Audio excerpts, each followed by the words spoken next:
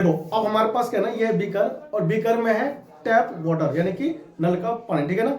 हमें आज ये करना है चेक कि ये जो वाटर है ये एक्चुअल में न्यूट्रल है या इसमें कोई आयंस है। अगर आयंस होगा तो ये जो बल्ब साहब है ना, ये बल्ब साहब तुम्हारे जल जाएंगे, ठीक है। देखो एक वायर मैंने पहले से ही पानी में डाल रखा है जिसमें क्या है, देखो अब अगर मैं इसमें लगा दूं डायरेक्ट तो बल्ब साहब जल रहे हैं, ठीक है।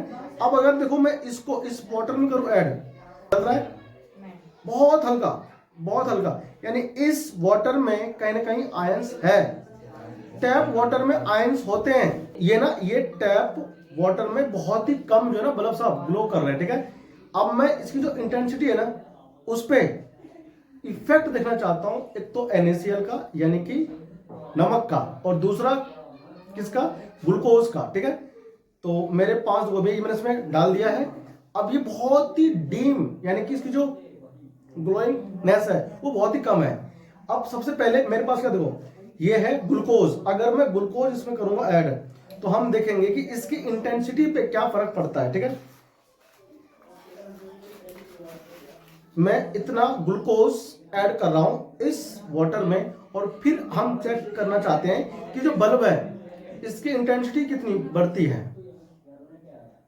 ठीक है। ये मैंने इसमें क्या डाल दिया, ग्लूकोज। इसकी इंटेंसिटी पर देखो लगभग कोई भी फर्क नहीं पड़ा, ठीक है। जैसी ग्लो पहले कर रही थी कि वैसे ही ग्लो कर रहा है, ठीक है। देखो इंटेंसिटी पर कोई भी फर्क नहीं पड़ रहा है ना। अब हम इसी सॉल्यूशन में डालेंगे NaCl, फिर समझाऊंगा कि ग्लूकोज ऐड करने से इंटेंसिटी बल्ब की क्यों इंक्रीज नहीं हुई, मतलब ये तेज क्यों नहीं जल रहा है, ठीक है ना। लो अब मेरे पास दूसरा है वो है NaCl।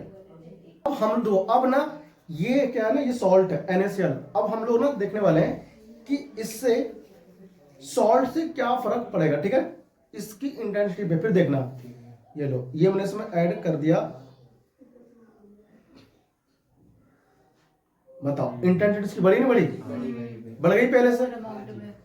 क्यों बढ़ा होगा सोचो, ये आयनिक कंपाउंड है, सॉलिड स्टेट में इलेक्ट्रिसिटी कंडक्ट नहीं करता क्योंकि इनके जो कॉन्स्टिट्यूएंट पार्टिकल है जो आयंस हैं वो इलेक्ट्रोस्टैटिक फोर्स ऑफ अट्रैक्शन से होल्ड होते हैं टुगेदर, ठीक है ना। और वो क्या करते हैं, मूव नहीं कर सकते, तो वो इलेक्ट्रिसिटी कंडक्ट नहीं करते, ionic compound in solid state. लेकिन आपने जैसे ही आयनिक कंपाउंड को ऐड किया देखो इसमें वाटर में, देखो ये मैंने ऐड कर दिया, इसकी इंटेंसिटी तो और बढ़ गई, इसकी इंटेंसिटी और इंक्रीज हो गई। तो इसके इंटेंसिटी इंक्रीज होने के पीछे क्या रीजन है, इसका रीजन ये है कि जब आपने आयनिक कंपाउंड को ऐड किया वाटर में तो आयनिक कंपाउंड क्या होता है, अपने आयंस में नेगेटिव आयंस और पॉजिटिव आयंस में क्या होते हैं, डिसोसिएट होते हैं। और ये आयंस क्या होते हैं, फ्रीली मूव करते हैं किसमें, एक्वस सॉल्यूशन में। और फिर अगर आयंस फ्रीली होंगे मूव तो उसकी वजह से क्या होता है, इलेक्ट्रिसिटी बेटर कंडक्ट करता है, ठीक है ना। तो इसकी कंडक्टिविटी क्या होगी, एक्चुअली इंक्रीज हो गई। इसीलिए क्या हुआ, इस बल्ब साहब की जो इंटेंसिटी है ग्लो करने की वो हो गई इंक्रीज, ठीक है। तो ये होता है इसके पीछे रीजन, ठीक है ना, कि आयनिक कंपाउंड जो होता है एक्वस सॉल्यूशन में कंडक्ट करता है इलेक्ट्रिसिटी, ठीक है ना।